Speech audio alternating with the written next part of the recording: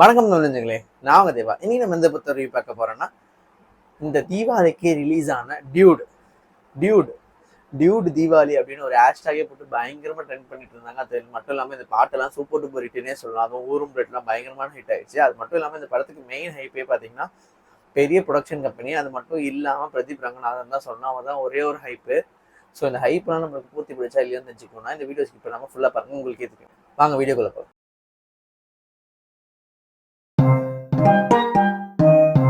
First இந்த படத்துல பிரதீப் ரங்கநாதன், அதுக்கப்புறம் வந்துட்டு மமிதா பைஜு, அதுக்கப்புறம் வந்துட்டு சரத்குமார், அப்புறம் ரோஹினி, இந்த மாதிரி நிறைய பேர் நடிச்சிருந்தாங்க. என்னதான் இவ்வளோ பேர் நடிச்சிருந்தாலும் இந்த படத்துல மெயின் கேரக்டர் யாருன்னு பார்த்தீங்கன்னா இவர் மட்டும்தாங்க, பிரதீப் மட்டும்தாங்க. அவ்வளோ சூப்பராக பர்ஃபார்மன்ஸ் பண்ணியிருக்காரு. எங்கேயுமே குறை சொல்ற மாதிரியே இல்லை.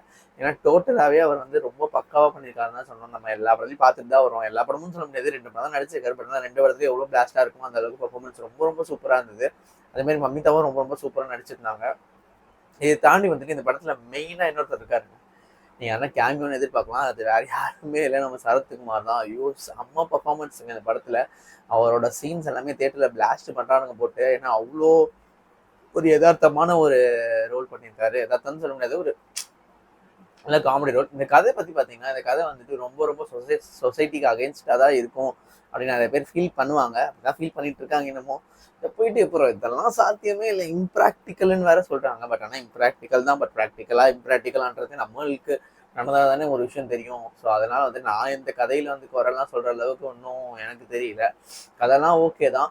பட் என்ன இருந்தாலும் இந்த படத்துல ஏதோ ஒன்று மிஸ் ஆகுதுங்க. அது என்னன்னு பாத்தீங்கன்னா, எனக்கு இன்னும் கொஞ்சம் ஸ்ட்ராங்கா எழுதிருக்கலாம் மற்ற கேரக்டர்ஸ். ஏன்னா பிரதீப்பையோ இல்லை மமிதாவையோ எழுதின அளவுக்கு மீதி கேரக்டரையோ எழுதிருக்கலாம். மமிதா கூட எனக்கு தெரிஞ்சு கொஞ்சம் வீக்காக தான் இந்த கேரக்டரைசேஷன். ஏன்னா அவங்க வந்துட்டு இதுதான் அப்படின்ட்டு ஒரு ஒரு ஒரு கேரக்டர்னா அவ்வளோ ஸ்ட்ராங்கா இருக்கணும் அப்படின்றது கன்வின்சிங்கா இல்லாம கொஞ்சம் ரொம்ப அழுகையாவே கொண்டு போன மாதிரி இருந்தது.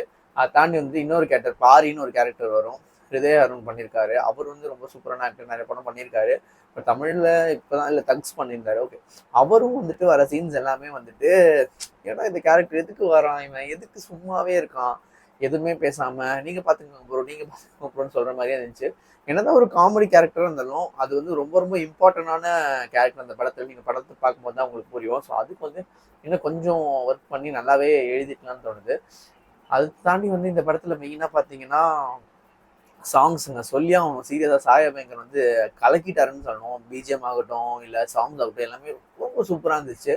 ஊரும் பிளேட் வந்து அவர் வந்து எமோஷனலா போட்டதாகட்டும் இல்லை வந்து நார்மலா இது பண்ணதாகட்டும் எல்லாமே ரொம்ப ரொம்ப சூப்பரா இருந்துச்சு. எல்லா பாட்டுமே சூப்பரா இருந்துச்சுங்க. எனக்கு ரொம்ப ரொம்ப பிடிச்சது பாட்டுலாம், மியூசிக்ஸ் எல்லாமே. கீர்த்தி சுரன் இது ஒரு டெபியூ ஃபிலிம்ல அவர் வந்து ஓகே.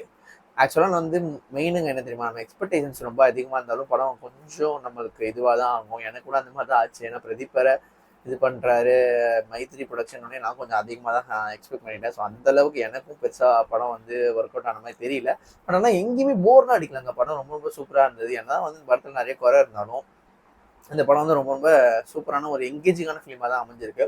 ஸோ டியூட் இந்த படத்துக்கு நம்ம சிலிண்டர் குக் ரேட்டிங் 100க்கு 85. ஸோ இந்த வீடியோ உங்களுக்கு பிடிச்சிருந்தா லைக் பண்ணுங்க, ஷேர் பண்ணுங்க, மறக்காம தேவசனுக்கு சப்ஸ்கிரைப் பண்ணிடுங்க. கீழே இருக்க பெல் பட்டனை நமக்கு மறந்துடாதீங்க.